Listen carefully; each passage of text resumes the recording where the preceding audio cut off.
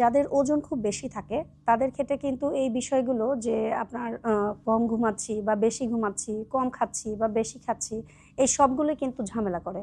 তো দেখা যায় যে আমাদের যে ৩ বেলা খাওয়ার যে ব্যাপারটা সকাল, দুপুর, রাত, এই ৩ বেলা তো আমরা এখন রোজার সময় খেতে পারছি না। তো অনেকেরই মনে হয় কি যে আমি তো কম খাচ্ছি।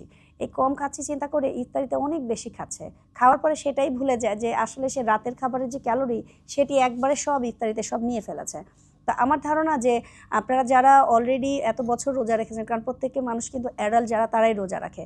আপনাদের কিন্তু নিজস্বই একটা আইডিয়া আছে যে আমি গত বছরের এক্সপেরিয়েন্স যদি চিন্তা করি যে গত বছর আমি কেমন ছিলাম আর আমি এর আগে কি আমার কোনো ওজন বেড়েছিল কিনা। যে দেখা যায় যে অনেকেই আমাকে কমপ্লেইন করেন যে আমার রোজায় কিন্তু প্রত্যেকবারই ওজন বেড়ে যায়। তাহলে আমরা কিন্তু সবসময় দেখি যে আমার কিন্তু প্রত্যেকবার এই সময়টা ওজন বেড়ে যায়। এখন একটু চিন্তা করতে হবে যে কোন কোন খাবারগুলো আসলে আপনি নতুন করে ইনক্লুড করেছিলেন সেটা একটু কাউন্ট করা। যেরকম ধরেন আপনি রাতে খেতে পারেন, তাতে কোনো সমস্যা নেই, কিন্তু ইফতারিতে কি লাইট খেয়েছিলেন কিনা, ইফতারিতে যে ভারীগুলো খেয়েছেন রাতে কি আবার ভারী একটা খাবার খেলেন কিনা, এগুলো অবশ্যই আপনাকে একটু কাউন্ট করতে হবে। এবার আসেন যে হাঁটাহাঁটি করা। হাঁটাহাঁটি দেখা যায় সেহরিতে আমরা তো করিই না, জাস্ট ঘুম থেকে উঠেই খাওয়া শুরু করে দেই, খাওয়া শেষ করেই জাস্ট নামাজ পড়লাম কি পড়লাম না ঘুম দেই। এই যে আমাদের একটা অনিয়ম, এটি কিন্তু আমাকে বাদ দিতে হবে। তো আমি যদি চিন্তা করি যে সেহরিতে আমার যদি একটু সময় করে ওঠা, ধরেন আমি যদি হাতে আধা ঘন্টা একটু আগেই উঠি, তাহলে আমি ৫ মিনিট একটু হাঁটবো।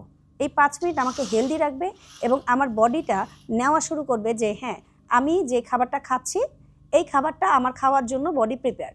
ঠিক সেভাবে আপনি যখন ইফতারি করতে যাবেন, দেখা যাবে সারা দিন আপনি কিন্তু হাঁটতে পারছেন না, কারণ আপনি টায়ার্ড। হ্যাঁ, তো সেক্ষেত্রে দেখা যায় যে ইফতারির পরে আপনি যদি হাঁটতে না পারেন, ইফতারি ঠিক ৫ মিনিট বা ১০ মিনিট হাতে নেন, সেই ১০ মিনিটই আপনাকে অনেক বেশি অ্যাক্টিভ থাকতে হেল্প করবে। আর রাতে যখন ঘুমাতে যাবেন, দেখা যায় যে তারাবির পরে অনেক বেশি শরীর ছেড়ে দেয়, মনে হয় না আর আমি কোনো কিছু করি।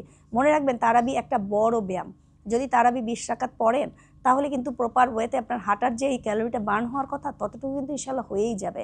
সো আমার মনে হয় যে আপনি একটু একটু করে অল্প অল্প সারাদিনে না হেঁটে ইফতারি ঠিক আগ থেকে শুরু করবেন রাতে ঘুমানোর আগ পর্যন্ত।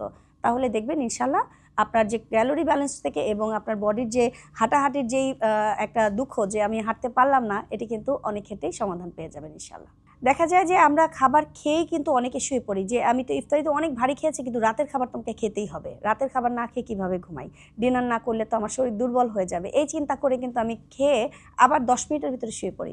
তাহলে আমাদেরকে চিন্তা করতে হবে যে খাবার যে ডাইজেস্ট হবে, এই ডাইজেস্ট হওয়ার জন্য প্রত্যেকেই কিন্তু আমরা জানি যে ২.৫ থেকে ৩ ঘন্টা বা ২ ঘন্টায় যদি আমি একটু আর্লি না খাই, তাহলে কিন্তু আমার এই খাবারটা হজমই হবে না। সো সেক্ষেত্রে আপনিই চিন্তা করেন, এখন কিন্তু রাতেবেলা খাওয়ার পরে মানে ইফতারি করার পরে রাতে খেলেন, খাওয়ার পরে আরও ২ ঘন্টা পরে আপনি কিন্তু ঘুমাতে যাচ্ছেন না। সো আমার সাজেশন থাকবে যে আপনি যদি রাতে খেতে চান, ইফতারিতে একটু ভারী খাবার খেয়ে ফেলেন, ইফতারি একটু মানে হালকা করে তারপরে মাঝামাঝি সময়ে যে ৭টার দিকে আপনি ডিনারটা করে ফেলেন, তারপরে ঘুমানোর আগ দিয়ে আপনি একটা হালকা খাবার খেয়ে ঘুমিয়ে পড়েন। এটা আপনার জন্য বেশি হেলদি হবে।